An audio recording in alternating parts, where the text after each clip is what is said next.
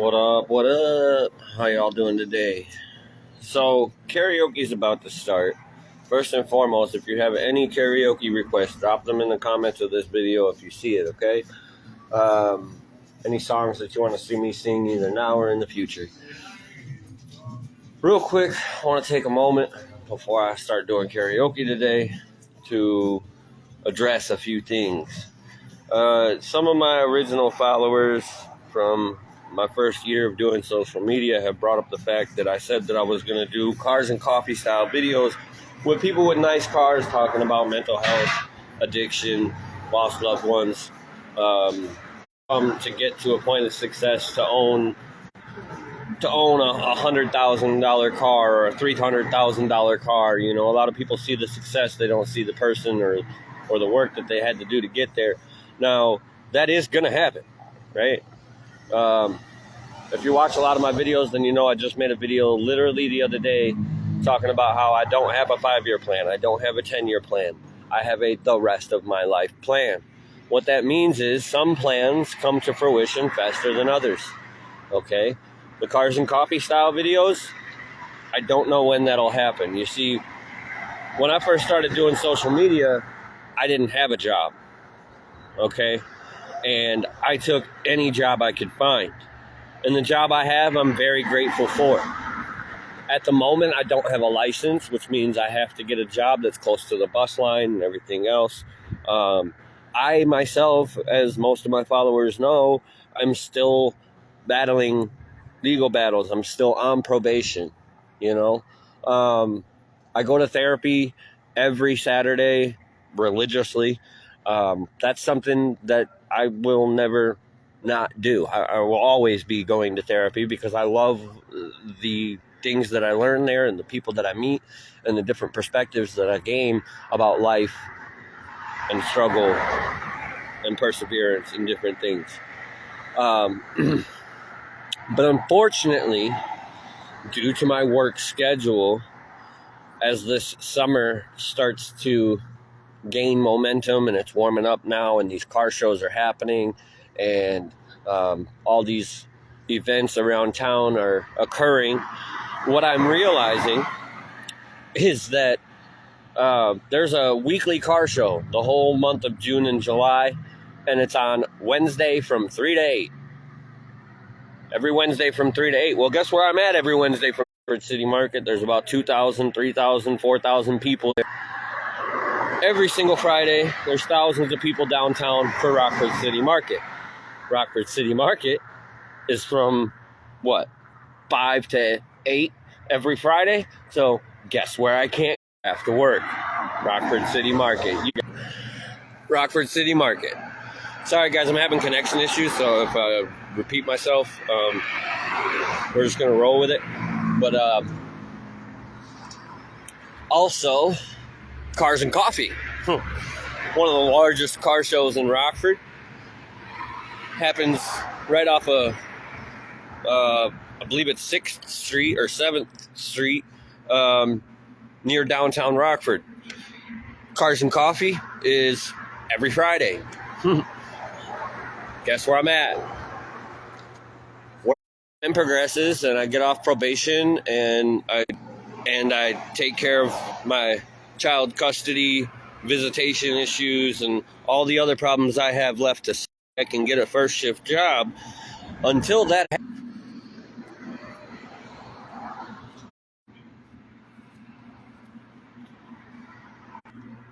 I turned off the Wi-Fi. That might help. But until these different pieces of the puzzle come together, it means I'm unable to go to like 90% of these car shows that are happening on a weekly basis.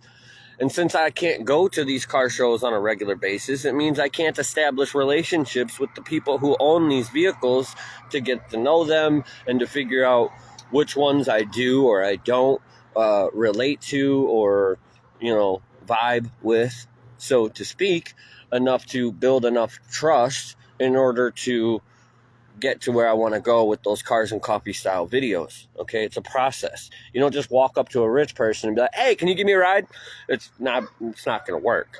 Okay, this is months of developing personal relationships with people and establishing trust and previous dialogue and getting to know who they are and them getting to know who I am in order to get to where we're trying to go with those Cars and Coffee style videos. And since I'm unable to go to these car shows, that's kind of on hold at the moment. What that means is most of my content is karaoke.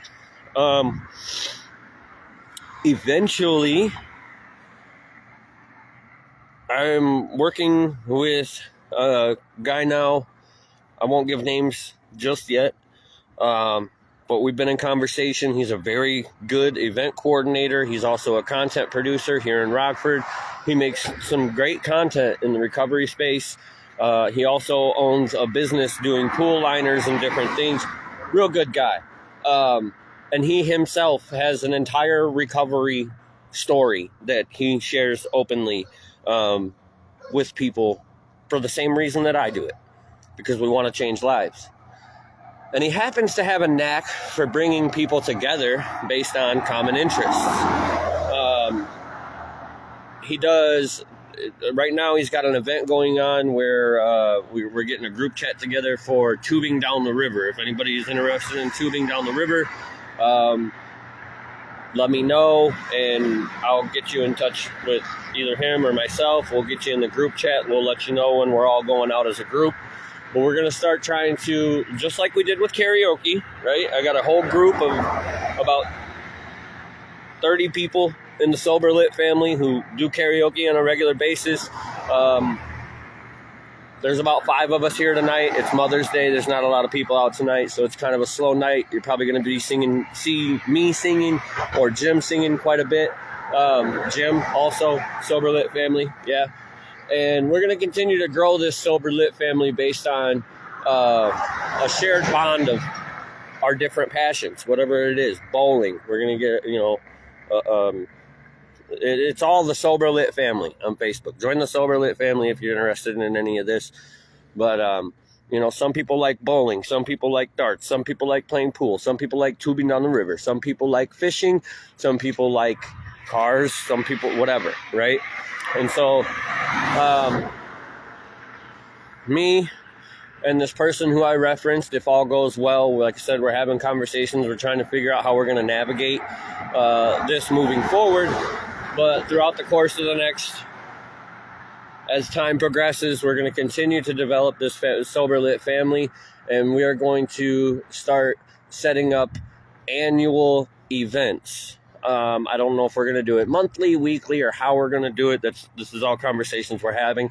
But like an annual bowling fundraiser for Suicide Registry Organization, an annual karaoke contest fundraiser for the organization, an annual fishing tournament for the organization, an annual car show, an annual online dart tournament, all these things, to where there's incentive for people to come, to do it, to participate in the activity, but also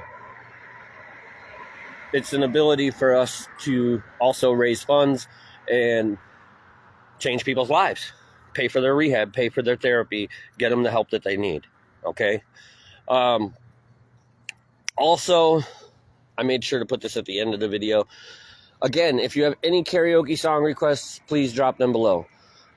But it has been brought to my attention because some people seem to think that they can say whatever they want about whoever they want and they won't find out about it. I can assure you, if you say anything about me or Suicide Registry organizations, somebody's going to tell me about it. I have a lot of followers, and it's really not even a lot, right? It's just under 900 at this point. But those 900 followers that I do have, some of them are state senators, some of them are judges, some of them are my probation officer, a lot of them are therapists, business owners, the owner of just about every bar in town, the owner of a couple, well, there's only 2 bowling alleys, 3 that I know of in town, but a lot of business owners. What that means is that when you come into a business and somebody overhears you talking about me or Suicide Registry Organization, there's a potential that I might find out, especially if it's something false or I don't know what the other word would be, but especially if it's something that's not true. And so it's been brought to my attention that somebody at Skateco, who I will not mention at this time, has said that my organization is not legitimate. So sometime within the coming days, okay, I'm at karaoke right now. I'm a very busy guy. I'm downtown. Tomorrow morning I got to go downtown and help somebody with getting into rehab and different things. So I'm always doing something even when I'm not recording. But sometime this week, I am going to show on camera my EIN, my LLC, all my legitimate paperwork for the organization, so that everybody who watches that video will know that it is a legitimate established thing. Okay? Very much so. So, I don't think that this person who said what they said is one of my followers, but just in case, just know that I happen to know your criminal record, and it ain't good.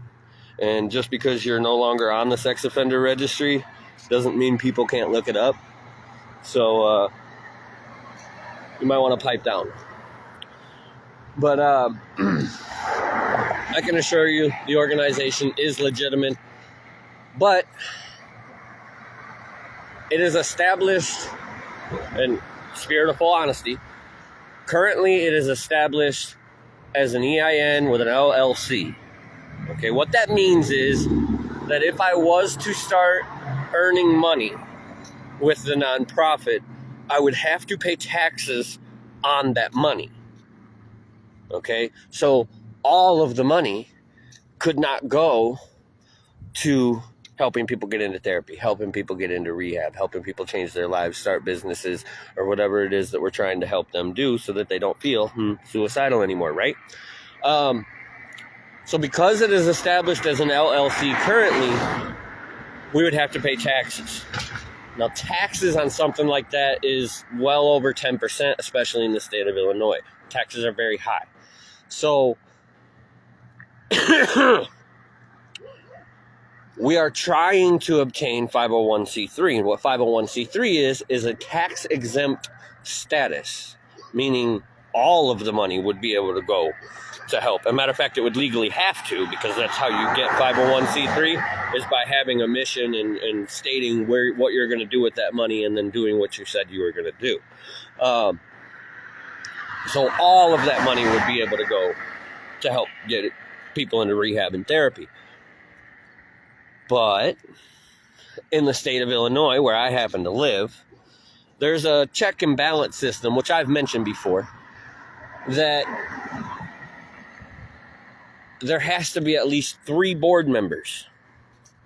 So you have to have your EIN, your LLC, your mission statement, your all these different check mark boxes, paperwork, different things, and then you have to have at least 3 board members. Now, it's good to have more board members than that, because if you only have 3, then it only takes 2 votes to get the chairman off the board, which means they can literally vote me out of control of the whole thing that I started. So I don't want that, obviously. I have a certain mission moving forward with Suicide Registry Organization to turn it into a rehab facility and all this other stuff, right? So it's important to me that the people who I bring onto my board share this same vision for the future. That way, even if I was to be voted off the board, it will still happen, because I know I left it to people who have that same goal in mind, right? Now, originally, I thought that Tony was going to be on my board of directors. Depending on how things go, I don't know if that'll be the case. Tony's got things in his life that he's trying to navigate at the moment, and We just don't know if that's going to be a good fit as of right now. Sadie, I'm pretty sure she's probably going to be one of the people on my board. Just if things continue to happen the way they have been. But again, I don't know. And then we also have this third individual who I have not named, we've been talking about events and different things and ways that he's going to be able to contribute to this whole thing. But again, Rome wasn't built in a day, and it takes time to establish trust with people. It takes time to share a big vision and to coordinate and work together and make sure that we're all going to be a good fit, not just for the organization, but for each other, you know? So, obtaining 501c3 is not easy. It's a very long process, is basically what I'm trying to say, especially when you're homeless and you're alone by yourself, haven't really had much friends, don't really trust anybody, you know what I'm saying? So it takes time. But I can assure you, Suicide Registry Organization is legit, and like I said, I'm going to show my paperwork on camera sometime this week for sure. For sure. Because I think it's important that I address that immediately. So, that being said, we are going to get karaoke underway. I am still trying to navigate this. Bowling costs money. That's something I've been wanting to kind of get into. There's a lot of people who go bowling on a regular basis and different things. I'm definitely going to be doing some tubing trips this year. That is something that we will be getting into the works. We are going to be tubing at Bauman, Kishwaukee River area, from Bauman to Kishwaukee Gorge quite often. So if that's anything you're interested in, please let me know. As far as fishing events, my fishing license is on hold for child support. So can't really do fishing events. But like I said earlier in this video, I have the rest of my life planned. So eventually we are going to start to get some of these things into fruition. But it's just, I can't express enough how these things take time. Okay? That same person, by the way, who said that my organization wasn't legit, which we've already addressed that for now, also said that I started my organization because I was trying to get out of paying child support. I pay $1,500 a month in child support. My daughter's very well taken care of. I've never tried to avoid child support ever in my whole life. Since the day my daughter's been born, as long as I am working, I am paying child support. Even at the outrageous rate that I am for one child, okay? Nothing is more important to me in life than making sure that my child is taken care of. And I would never try to cop out of paying child support just to try to help that's fucked in the head. It really is. I will say this. I spent a lot of time incarcerated during the first year of my daughter's life. And that is why I'm behind on child support. What I pay now is to keep it current. Okay? And I'm not paying on that back debt that I have from when I was incarcerated. Now, when I go to court, it's been brought to my attention that a lot of that stuff should be grandfathered in those previous, when they billed me for the time that I was incarcerated, a lot of that stuff should come off. Okay? I don't know how that's going to go. At this point, I've been paying my child support long enough that I don't think it'll matter per se. Because my daughter is currently now being taken care of financially through means of my child support, yeah. So I don't know if that back debt's really necessary to pay forward, because at this point, I'm sure my daughter has everything she needs. I wouldn't know for sure because not around, but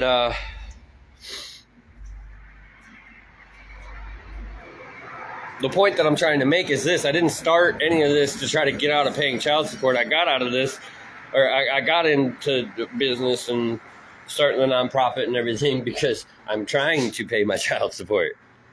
Okay, I started 2 businesses aside from the nonprofit.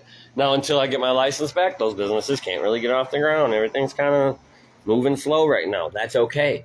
What it does is it gives me time to plan so that I can use that momentum moving forward. I'm basically sitting on the launching pad right now, you know. But between podcasts, public speaking, 2 businesses, a nonprofit, and a full-time job, I don't see why I can't make the money to pay that back child support.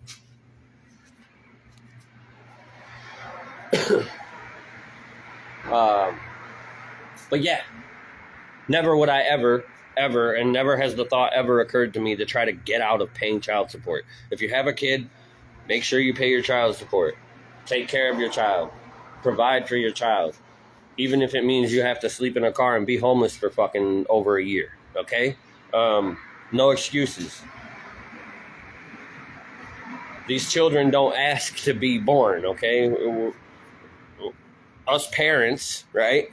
We're selfish as fuck, and we want to have sex, so we have sex, and then we make babies, and then those babies end up feeling like suicidal, depressed, not fully provided for, and everything else, and we have nobody to blame for ourselves but ourselves. Okay, that's the way I see it. Whether my daughter is 6 years old, 16 years old, or 60 years old, she's always going to be my daughter, and no matter if I'm allowed to spend time with her, which currently I'm not, right? But no matter how far my daughter is away from me in this world, I will always provide for my child. And I can't make that clear enough. And I wish other parents would understand that. You know, some people, they seem to think, especially, and I'm talking from personal experience here with my father and different things, some people seem to think that when your child turns 18, that they're no longer your problem. And I believe that that couldn't be further than the truth, from the truth. Period. You created the life. You are responsible for the life. No matter how long the life has been living, you don't just get to, you were 17 yesterday. I was legally obligated to take care of you. Now you're 18. Fuck off. That's not how it works.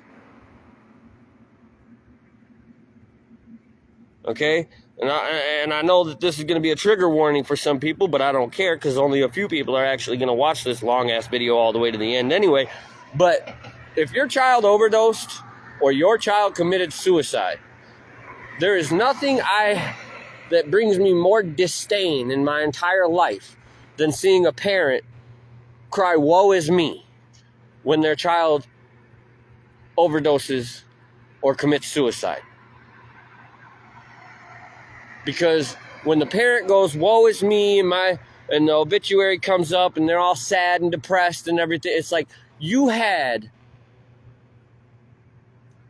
X number of years, 10 years, 20 years, 30 years, however old your child was. You had that many years to figure it the fuck out. And somehow, you failed to provide your child a world in which they felt safe and secure and everything else,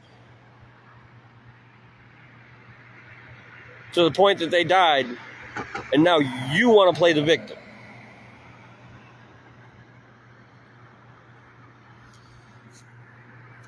Doesn't make sense to me.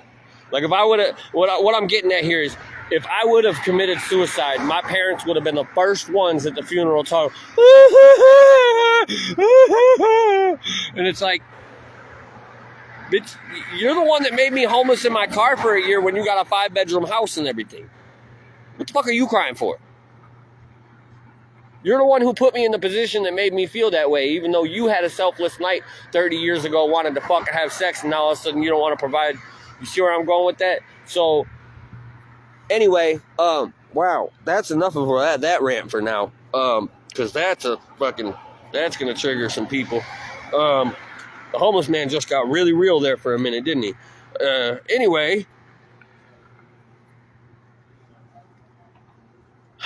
I'm gonna preface it with this. If you have a family member who is suffering from these things, or addiction, or mental health, or whatever it is, okay, do not give up. Do not give up. Period. Do not give up. And try to understand that your brain is a chemical motherfucking factory, okay? And sometimes you just have to greater your understanding, because sitting around wondering what you can do about it is not solving the problem.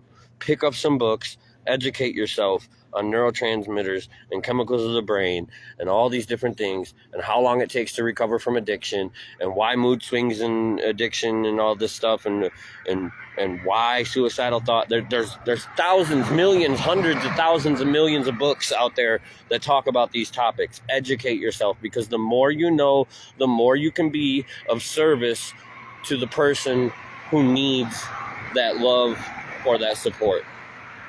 Okay? There's so many people that are just working 9-to-5 jobs, going to work. Oh, well, how's Brandon? He's still on drugs. Okay. Talking about that person's not gonna help. Let's figure out why Brandon is the way Brandon is, so that we can help Brandon instead of just talking shit about him, because that's just gonna make it worse. Anyway, that's enough of my rant for now. I'm going to go do karaoke. Love yourself. Love others. Love the world around you. If there's any songs you want to see me sing, drop them in the comments. Peace.